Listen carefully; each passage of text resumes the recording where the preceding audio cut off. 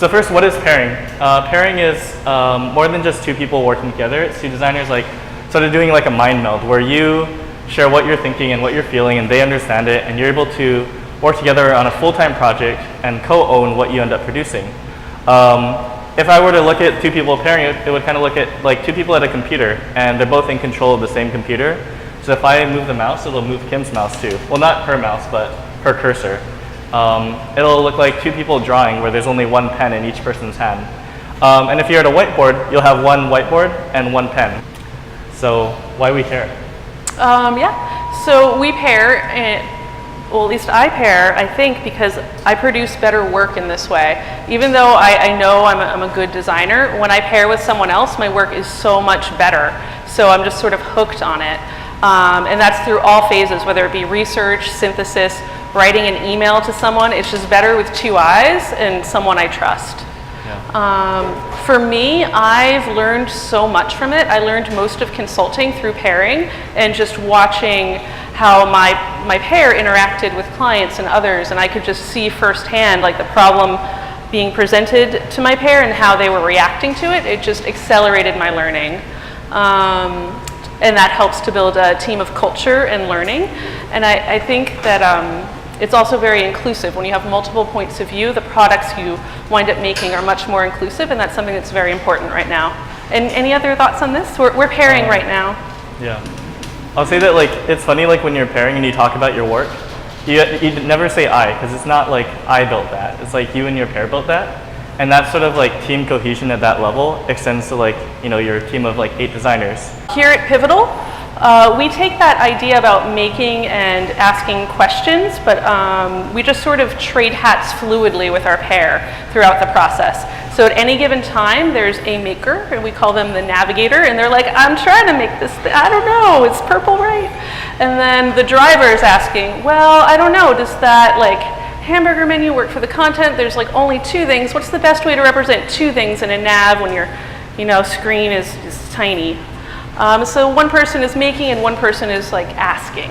And then you just switch when it feels right, because both of those modes of thought can be really exhausting. So when that happens, you just sort of naturally switch. And that's how we do it. And this is based upon probably 30 years now of engineers pairing here at Pivotal, and they have this same rubric or method of pairing. But why? Why would you pair? Like you have 2 people doing the same thing. Isn't that going to like slow it down? So slow. What's going on?